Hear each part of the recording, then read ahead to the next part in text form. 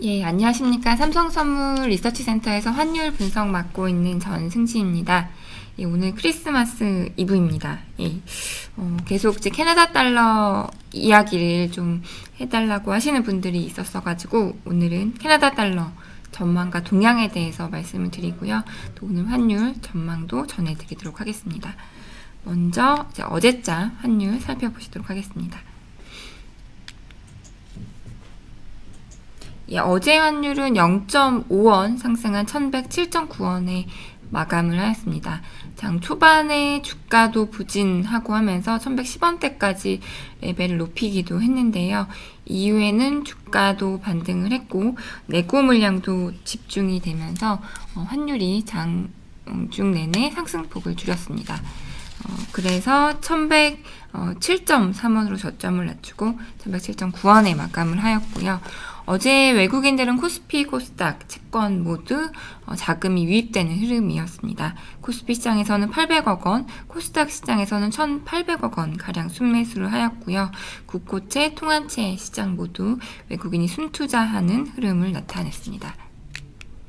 밤사이 금융시장 보시면은 달러 지수는 하락을 했고 어제 같은 경우에 다우는 한 0.38% 상승을 했고요.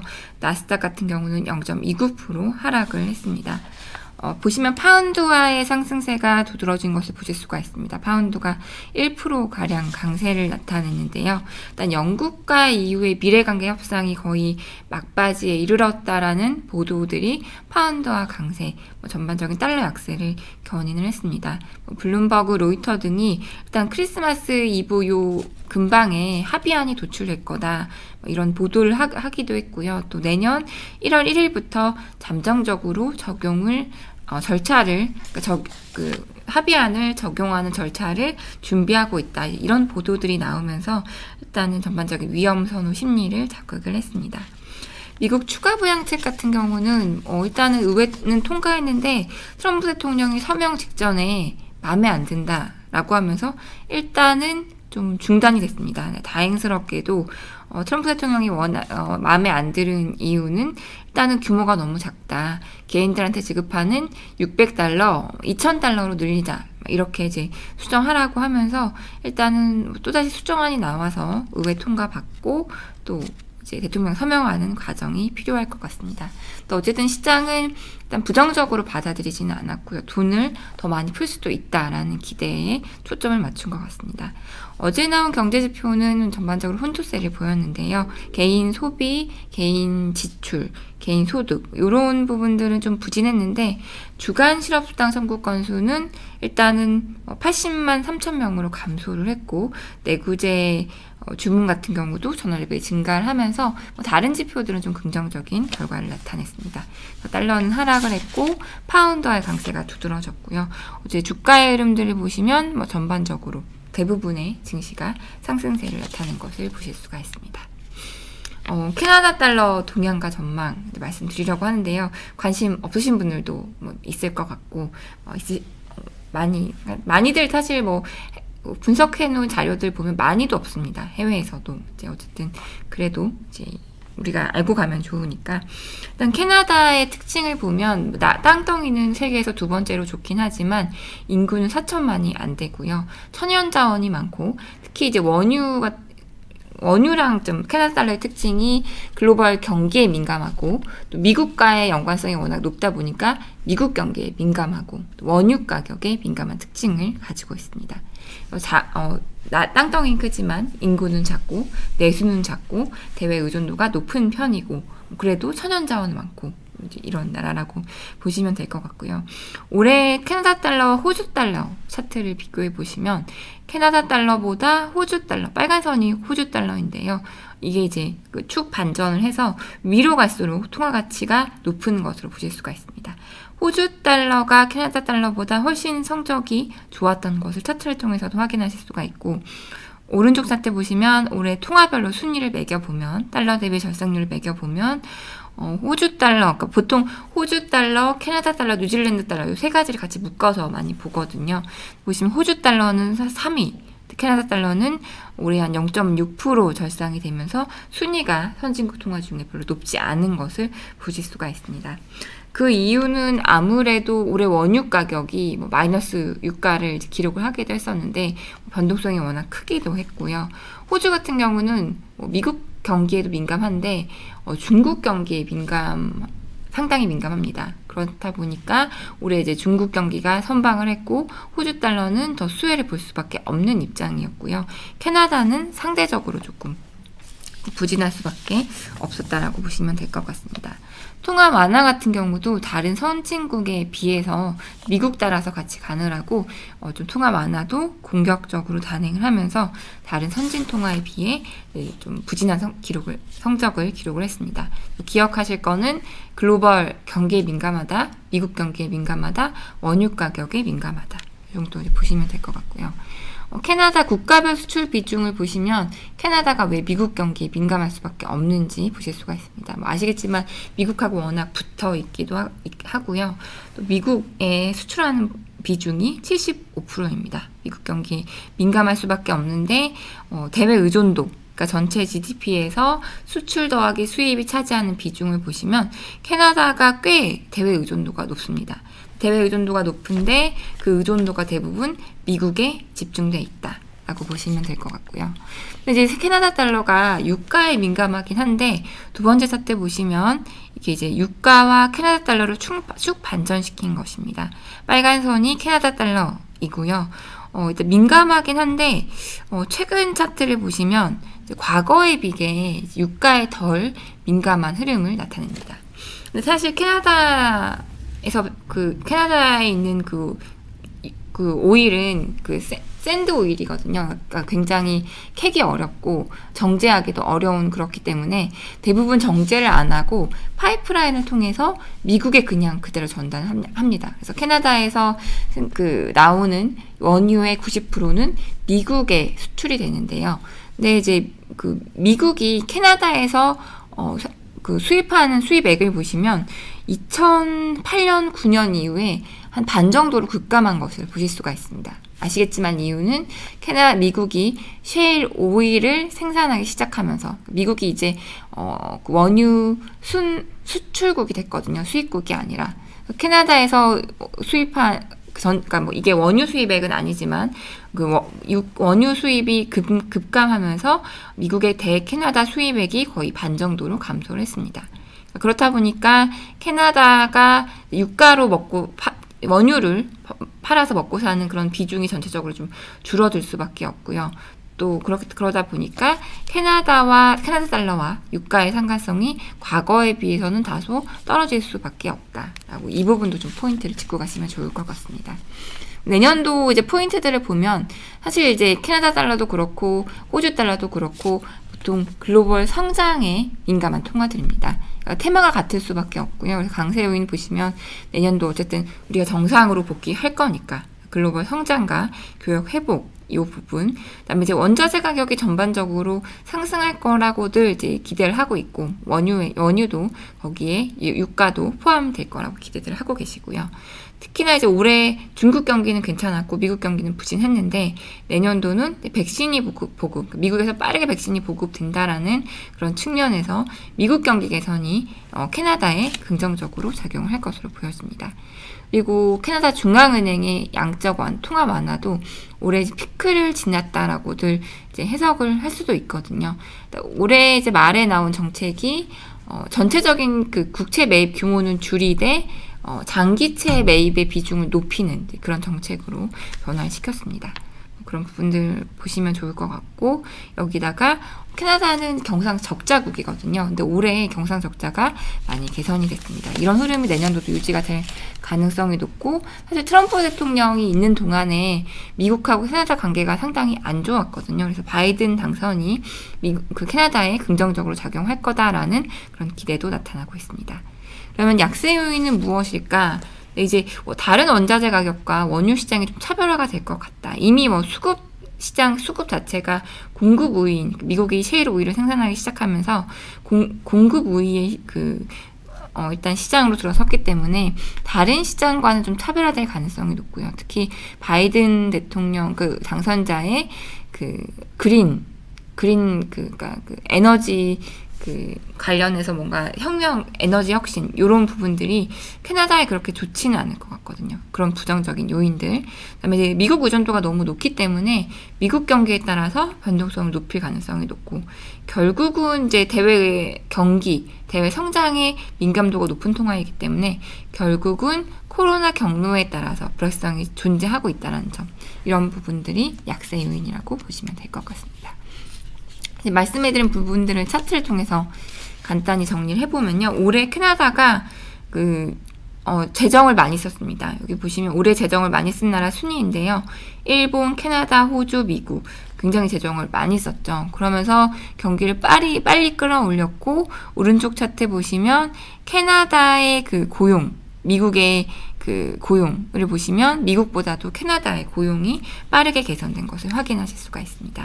통화 정책도 보시면 그 연준과 캐나다 중앙은행의 흐름을 보시면 사실 10년부터 그러니까 금융위기 끝나고 2010년부터 16년까지는 미국이 아주 낮은 금리를 유지했음에도 불구하고 캐나다가 빨리 금리를 올렸거든요. 그래서 이때 호주, 한국, 캐나다가 금리를 빨리 올리면서 좀 각광을 받는 통화로 분류가 되기도 했었는데, 어쨌든 이번 위기에는 이제 미국하고 똑같이 금리를 빨리 내렸고요.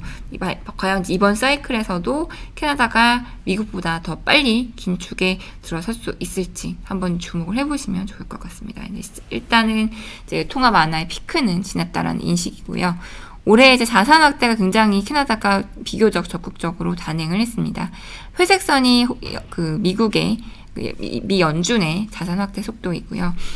주황색 선이 캐나다 중앙은행의 자산 확대 속도인데, 일단 올해 초는 미국이 그 파란 선은 연준 빼기 캐나다 중앙은행의 자산 확대, 그 GDP 대비 숫자인데, 미국이 더 빨리 갑자기 그 올해 봄에 확대를 하면서 일단은 약달러, 캐나다 달러 강세, 그런 압력을 가했는데, 주 후반에는 좀 속도를 같이 갖고 있습니다. 그래서 일단은 자산 매입 속도가 주는 캐나다 달러에 대한 영향은 제한적일 것 같다. 왜냐하면 캐나다랑 BOC랑 지금 이제 비슷한 속도로 가고 있기 때문에, 내년도는 캐나다가 조금 더 좀 자산 매입 속도를 빨리 줄인다거나 덜 늘린다거나 그럴 가능성이 높기 때문에 캐나다 달러 강세에 우호적이라고 보실 수가 있고요.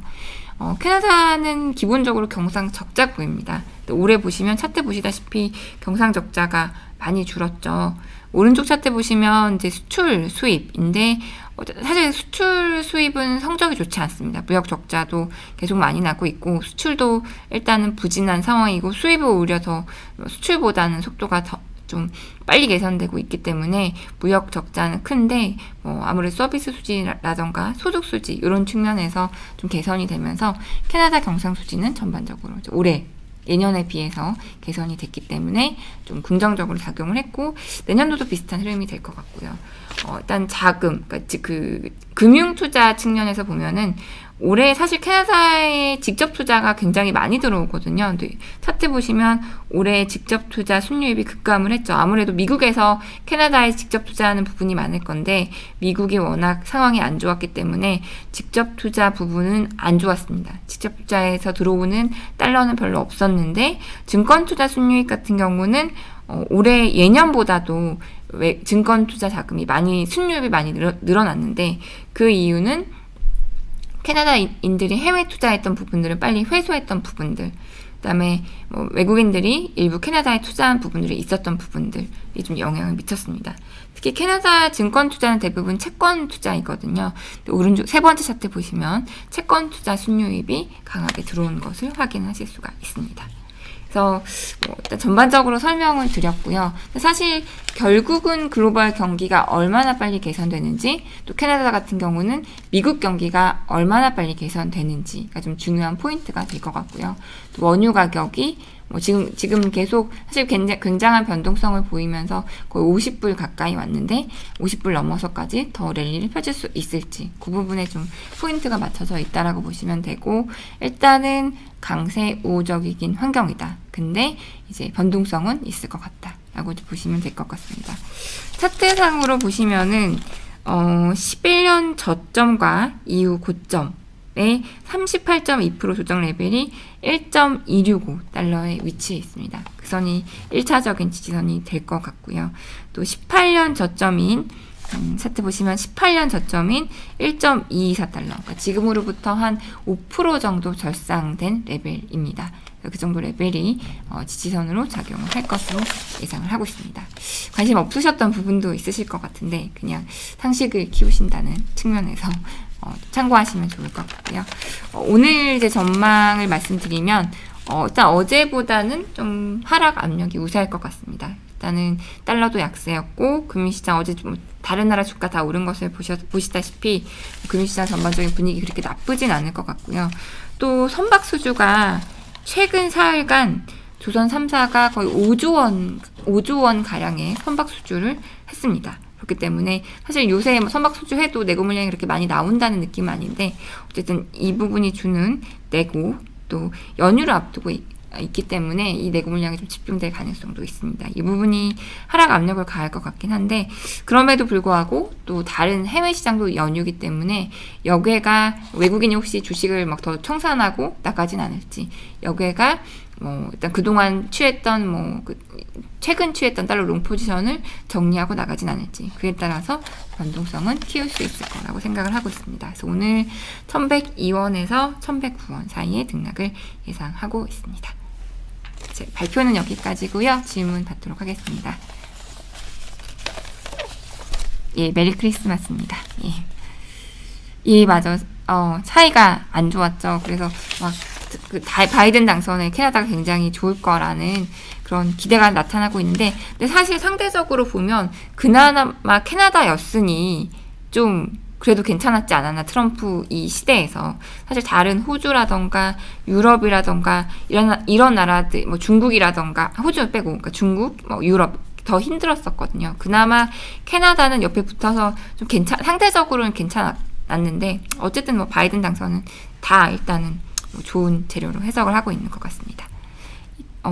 캐나다 달러와 호주 달러가 닮은 듯, 닮아 있습니다. 근데, 맞습니다. 캐나다는 미국, 호주는 중국. 또 호주는 철광석이라던가, 원유 제외한 그런 많은 그런 원자재 가격들. 캐나다는 원유 가격이 민감하고, 그렇게 보시면 될 것 같고요. 연휴 잘 보냅시오. 님이, 금주 달러 인덱스 올라갈까요? 내려갈까요? 거의 다 이제 끝나가지고, 달러 인덱스가 막 올라오다가 이번 주 좀 다시 빠졌죠. 일단은 부양책에 대해서 긍정적으로 해석을 하는 것 같아요. 그래서 일단은 달러 인덱스가 더 올라가기보다는 일단은 좀 보합이지 않을까. 이번 주 장은 거의 마무리가 된 것 같아서 이번 주 캐나다 달러는 조정현 님이 약세였던 거에 비해 호주는 비교적 강세를 유지했는데요. 특별한 이유가 있을까요? 요새 미국 경제 지표들이 안 좋거든요. 미국 소매 판매를 비롯해서 상대적으로 별로 안 좋기 때문에 그런 부분에도 영향을 받았을 수 있을 것 같고요. 호주는 일단은 중국이 계속 워낙 탄탄하게 좋고 구리값이 계속 최고치 경신하고 이런 부분에 조금 더 포인트를 맞추는 것 같고요. 일단은 그런 좀 차이, 나라나 많이 파는 그런 원자재 가격의 차이 이런 부분들이 있었을 것 같습니다. 그리고 사실 재료가 아니더라도 갑자기 많이 올랐던 통화들은 또 갑자기 많이 떨어지기도 하고요. 외환시장은. 더 질문이 없으신가요? 일단은 저도 다양한 통화들 계속 좀 잘 모니터링하면서 특이사항 있으면 계속 전해드릴 수 있도록 해보도록 하겠습니다. 저희가 다음 주 휴가자가 많고 그래서 다음 주 방송은 쉬려고 합니다. 다음 주 방송을 쉬고 연말에 다시 또 잘 준비해서 저희는 또 새해 다시 저희 경제, 원자재, 환율 이렇게 다 열심히 준비를 해서 다음 해외에 좀 뵙도록 하겠습니다. 루피아 링기트도 이슈 있으면 제가 잘 준비해 오도록 하겠습니다. 크리스마스 연휴 잘 보내시고요. 올해 마무리 잘 하시고, 올해 많은 분들이 힘드셨을 것 같습니다. 내년에는 분명히 우리가 정상으로 복귀할 수 있을 거라고 믿습니다. 예, 일단 연말 잘 보내시고요. 새해 복 많이 받으시고 새해 인사 드리도록 하겠습니다. 예, 대만 달러도 제가 특이사항 있으면 말씀드리도록 하겠습니다. 예, 감사합니다. 예, 올해 한 해 감사합니다. 예.